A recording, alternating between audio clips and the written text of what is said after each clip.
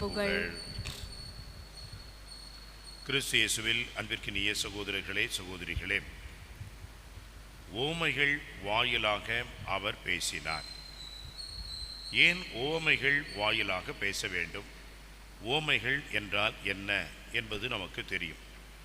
ஓமை என்று சொன்னால் ஒன்றை விளக்குவதற்கு இன்னொன்றோடு ஒப்பிட்டு அதை விளக்கி சொல்வது என்பதுதான் ஓமை.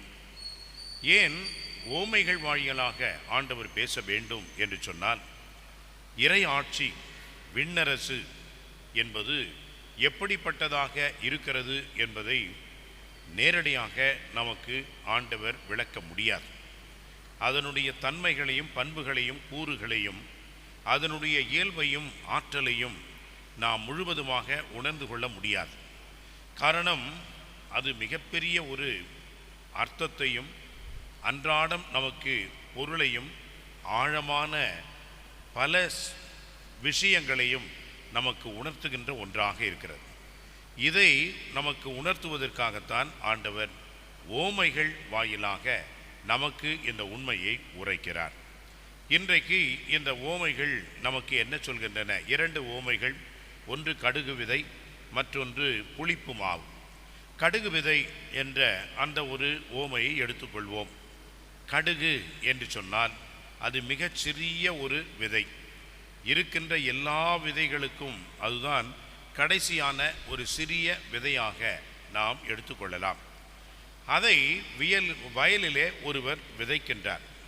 அது எல்லா விதைகளை விட சிறியதாக இருந்தாலும் வளருகின்ற பொழுது அல்லது வளர்ந்த பொழுது மற்ற எல்லா செடிகளையும் விட பெரியதாக இருக்கிறது. எந்த அளவுக்கு என்று சொன்னால், வானத்து பறவைகள் அதன் கிளைகளில் வந்து தங்கும் அளவுக்கு பெரிய மரமாகும்.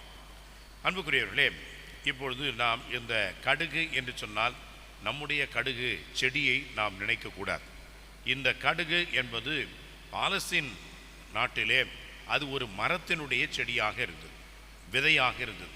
அந்த விதையை போட்டால் அது மிக உயரமாக வளரக்கூடிய, படர்ந்து அடர்ந்து வளரக்கூடிய ஒரு மரமாக இருக்கிறது. எனவே தான் பறவைகள் வந்து அங்கு தங்குகின்ற அளவுக்கு அது பெரிய ஒரு மரமாக மாறுகிறது என்று ஆண்டவர் சொல்கிறார். அன்புக்குரியவர்களே, விதை சிறியது, ஆனால் மரம் என்பது பெரியது.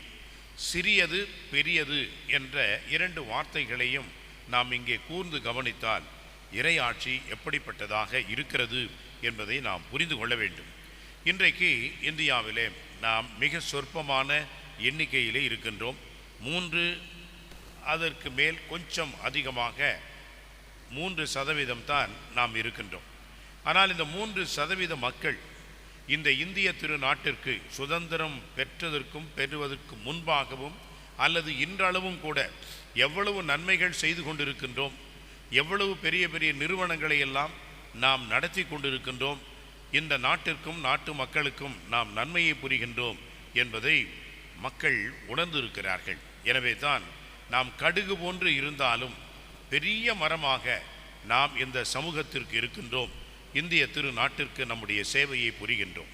இதைத்தான் ஆண்டவர் இறையாட்சி என்று சொல்கிறார். ஆண்டவர் இயேசுவை பாருங்கள். சாதாரண ஒரு தச்சருடைய குடும்பத்திலே பிறந்தார். நாசரேத்து என்ற ஊரிலே அவர் வளர்ந்தார். இது ஒரு சிறிய ஒரு விதையாக இருந்தது.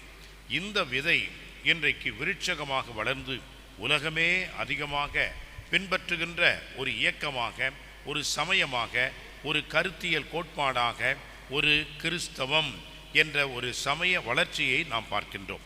ஆக எவ்வளவு சிறியதாக இருந்தாலும் அது எவ்வளவு பெரியதாக இருக்கிறது என்ற இந்த இரண்டு முரண்பாடுகளை நாம் உணர்ந்து கொள்ள வேண்டும். சிறிய விதை, பெரிய மரம். ஆக இந்த பெரிய மரம் எங்கே இருக்கிறது என்று சொன்னால் இந்த சிறிய விதையினுள் இருக்கிறது. அதுதான் நாம் கற்றறிய வேண்டும். ஆங்கிலத்திலே இதை பொட்டன்சி என்று சொல்வார்கள். அதாவது தங்களுக்குள்ளே பெரிய ஒரு மரமாவதற்கான ஆற்றலை கொண்டிருக்கின்ற ஒரு இயல்பு தன்மையை உடைய விதைதான் கடுகு விதை. அன்புக்குரியவர்களே, இந்த பெரிய மரம் என்பது வெளியிலிருந்து வருவது அல்ல, அந்த கடுகு விதையே தன்னுள் கொண்டிருப்பதை பார்க்கின்றோம். அதுதான் இறையாட்சி. எனவே இறையாட்சி என்பது ஆற்றல் மிக்கது, வல்லமை கொண்டது. அந்த இறை ஆட்சி பெரிய ஒரு மரமாக வளர்வதற்கு தன்னிலே தன்னுடைய உள் சார்ந்த அந்த சாரத்திலே அதை கொண்டிருக்கிறது. எனவே அன்புக்குரியவர்களே, கடுகு சிரித்தாலும் காரம் குறையாது என்று சொல்வார்களே, அதுபோன்றுதான் கடுகு என்பது ஒரு சிறிய விதை, சிறிய மணி. ஆனால் இந்த கடுகு எந்த அளவுக்கு உயர்ந்த உன்னதமான ஒரு பெரிய ஒரு நிலையை அடைகிறது என்பதை நாம் உணர்கின்றோம். நம்முடைய வாழ்விலேயும் நாம் சிறியவர்கள், நாம் செய்கின்ற சிறிய காரியங்கள் இதெல்லாம் சமூகத்திலே மிகப்பெரிய ஒரு தாக்கத்தை ஏற்படுத்தும், மாற்றத்தை ஏற்படுத்தும்.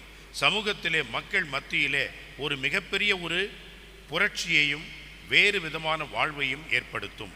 கடுகு என்பது சிறிது, அதனுடைய பலன், அதனுடைய விளைவு என்பது பெரிது என்பதை நாம் புரிந்து கொள்ள வேண்டும்.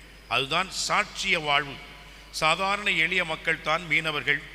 அந்த மீனவர்களை ஆண்டவர் அழைத்தார், அவர்களுக்கு மிகப்பெரிய பொறுப்பை கொடுத்தார். இன்றைக்கு அவர்கள் எல்லாம் திருத்தூதர்கள் என்ற நிலையிலே எல்லா மக்களுக்கும் நற்செய்தி அறிவிக்கின்ற மேலான ஒரு பெரிய பணியை அவர்கள் செய்தார்கள். அதுதான் இறையாட்சி. எனவே அன்புக்குரியவர்களே, நாம் என்றைக்கும் சிறியவர்கள் என்றாலும் நாம் செய்கின்ற பணி என்பது பெரியது, நம்முடைய வாழ்வு என்பது பெரியது. அத்தகைய ஒரு பெரிய தாக்கத்தை சமூகத்திலே தொடர்ந்து ஆற்ற நாம் இந்த சமூகத்துக்கு செய்ய கடமைப்பட்டிருக்கிறோம் என்பதை உணர்ந்து வாழ அருள் வேண்டுவோம். ஆமென்.